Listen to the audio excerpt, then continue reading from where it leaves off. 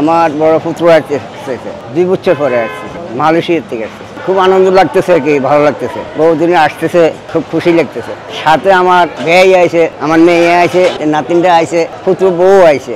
আগের ফোনে কথা বলছে যে খুব খুব খুশি লাগবে। বাসায় আয়োজন করছে, ওই যে গরুর মাংস পছন্দ করে, গরুর মাংস পাঠাইছে আর কিছু পোলাও ভাত পাঠাইছে। অনেক দিনে আসতেছে, যে হেরে তো ভালো মন্দ খাওয়াইতে হইব না। যাওয়ার সময় তো সবারই একটা মনে কষ্ট থাকে, বউর থাকে, বাপ মার থাকে, যে ছেলে যায় বোগা 2 দিন। শোনেন, ম্যানেজ মর্টাল। মানুষের মৃত্যুটা কখন আল্লাহ পাক কবুল করে এটা কেউ বলতে পারে না। হয়তো ছেলের আমার নাও দেখতে পারি, বা হ্যাঁ বাপ আইসা আমার নাও দেখতে পারে, বোঝেন না কথাটা। এটা মানে বিদেশ যাওয়াটা হলো একবারে বিদায় দেওয়া। অনেক ছেলে আছে অ্যাক্সিডেন্ট করে মারা যাইতেছে, লাশ আসতেছে। অনেক হেন স্ট্রোক করে মারা যাইতেছে, এমনি মারা যাইতেছে, লাশ আসতেছে। হ্যাঁ, তো আর বলতে পারে না যে এটা আমার বাপ, এটা আমার মা, এটা আমার অনুভূতি, এই তো বলা যায় না। এই জন্য মানে যাই সময় তো তার একটা কষ্ট থাকবে, ফ্যামিলির কষ্ট থাকবে, বাপ মার কষ্ট থাকবে। কেন থাকবে? যে মনে করেন আনমের এই যে যাইতেছে, এর চেয়ে হেরা আবার জীবিত পায় কিনা পায়, এটা একমাত্র আল্লাহ পাকেই ভালো জানে।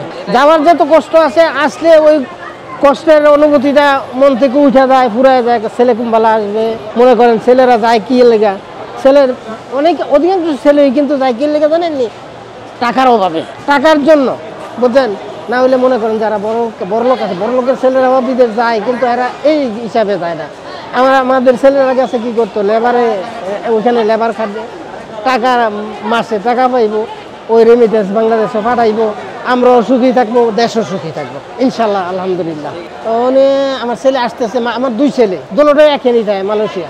এই যে 5টা 45-এ নামছে, এখনো মনে হয় মাল রিসিভ করতে পারে নাই, হয়তো মাল পাইতে একটু দেরি হইতেছে, বা পুলিশের স্ট্যাম্প মারতে একটু দেরি হইতেছে। আমরা তো আসছি 5টা বাজে, অপেক্ষা করতেছি, মনে করেন ছেলে আসতেছে, হয়তো আরো 1 ঘন্টা দেরি হইতে পারে। হ্যাঁ, গাড়ি রেডি ইনশাল্লাহ, খাওয়া দাওয়া বাড়িতে সব রেডি আছে। হ্যাঁ, সব অপেক্ষা করতেছে, ওইখানে আমরা বসে সবাই মিলে একসাথে খাওয়া দাওয়া করবো ইনশাল্লাহ। এটা আমাদের একটা অনুভূতি, আমাদের একটা খুশি, এটা আনন্দ।